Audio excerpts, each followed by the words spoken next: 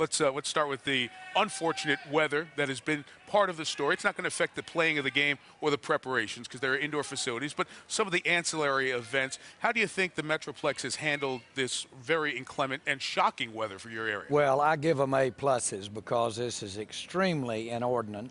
In the last 20 years, I don't know that we've dealt with any more than this, but about 32 other states are doing the same thing, over 100 million people. But here's the thing. We wouldn't be having this Super Bowl here if it weren't for the fact that we could have it in perfect weather conditions, and that's our stadium. And we're proud. Texas is so much a part of football, great tradition, and so we're proud to be able to finally get to have a Super Bowl here, and we get to have it because of the facility that, as you mentioned, won't make a difference what's going on outside because of what we have inside. That's right. $1.2 billion Cowboys Stadium, as you see. Talking about the record attendance potentially for Super Bowl Sunday, where will folks be? Because I know we're getting every person possible on the grounds for Super Bowl Sunday. Well, first of all, our stadium was built for 111,000 occupancy. And when we opened up against the Giants, we had 105,000. Now, what's different is that we've basically taken the areas that, one of my favorite areas, which we have platforms that people stand on, and we've made those into the equivalent of permanent seating. Okay. That's added 15 more thousand seats.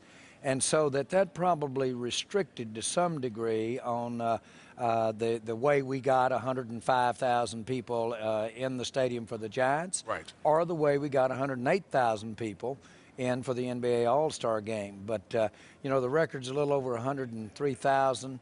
We're going to be able to have that record, and that was everything about some of the thinking when we built this stadium. How do you think the weather this week will impact future Super Bowls? I know you'd love to host another one. Super Bowl 50 would be nice for you, I know. How do you think it impacts? Well, we really know that hopefully we're going to have great weather as we move toward the Super Bowl.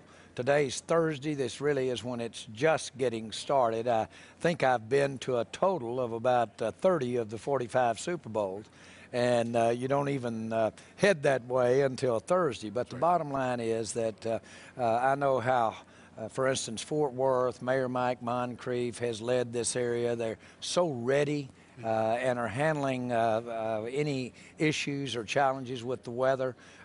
Dallas, Arlington, not only did they man up and help us build that stadium, but they're handling this very well. So the weather's being handled and the conditions of the weather very well.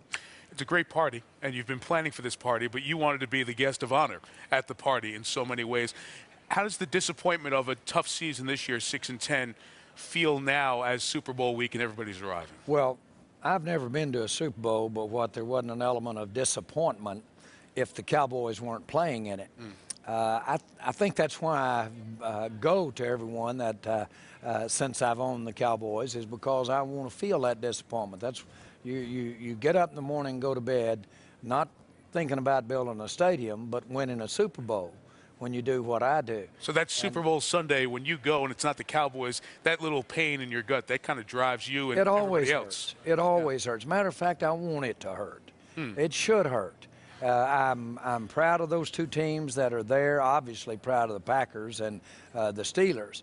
But it also makes me want to evaluate, look at whatever we can do to be in that spot. We've gotten to be in 3, and we want to be in more. But I think that seeing these two teams there, the caliber of teams they are, the tradition they have, seeing that in this new stadium is going to be very rewarding in that sense. I had decided about the 8th game and come to grips with the fact that these Cowboys this year weren't going to be the first team ever to play in its own stadium. But that still doesn't diminish the resolve. We've got to get this team there. Give me a couple of quick thoughts as our time is limited. Jason Garrett, what did you see in that last stretch of the season to say, you know what, he can take us into the next generation? Well, I saw his background kick in. He's from a family, grew up since he was a puppy. All they talked about was pro football, sports. Saw that kick in. He's obviously very, very smart. I saw that. And then certainly the opportunity when when you're smart and get an opportunity that you've been working for all your life, then that's not Jason anymore. That becomes somebody else. And that's usually for the positive if they're made of the right stuff. I saw that. In a sentence, Tony Romo, how's his health? He's very, very good, and I hope I know he is, got the same pit in his stomach that I do and wants to be out on the field for one of these Super Bowls. But his health is very good, and we're going to be ready for him. And the labor deal, this is the time now when the talking really has to get down to brass tacks. Do you get a sense we're going to have some serious conversations here?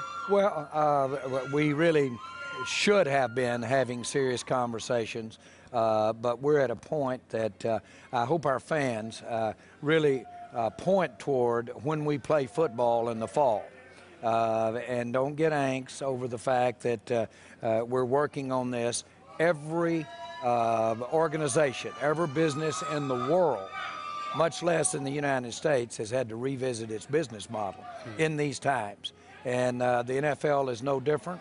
This is about doing something now before you hit the cliff and drive off of it, which I wish we had done this country and the world had done. This is doing something now that prevents that. Before we miss games in the for the fall fans, coming exactly. up. Yeah.